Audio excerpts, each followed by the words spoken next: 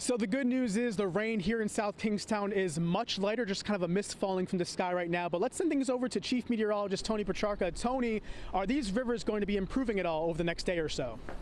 They should, Steve. I mean, we've got a decent stretch finally of some dry weather on the way, but some of these smaller brooks and streams like what you had behind you, they'll probably continue to rise even though the heavy rain has moved out, and then a slow recession overnight and into tomorrow. In Lincoln, 100 times better compared to where we were last night, early this morning. Downpours, thunderstorms, and some street flooding. Take a look at Narragansett Town Beach. I'll step out of the way, and clearly gloomy, drizzly, and cool and gusty.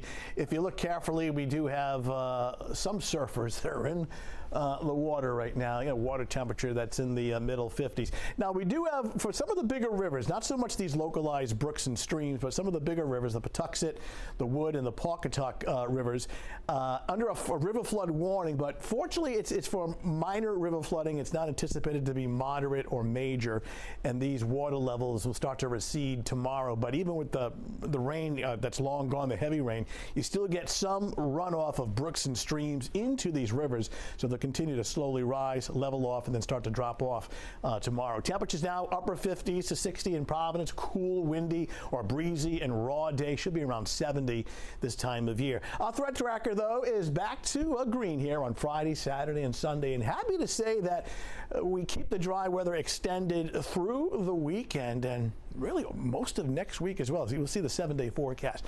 What we have this evening is light lingering precipitation. As Stephen had mentioned, it's mostly like sprinkles and drizzle. That's it.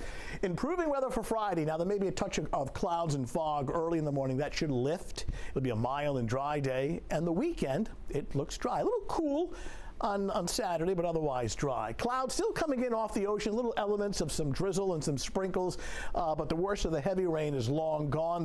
Well, there's that easterly wind, not a great wind direction.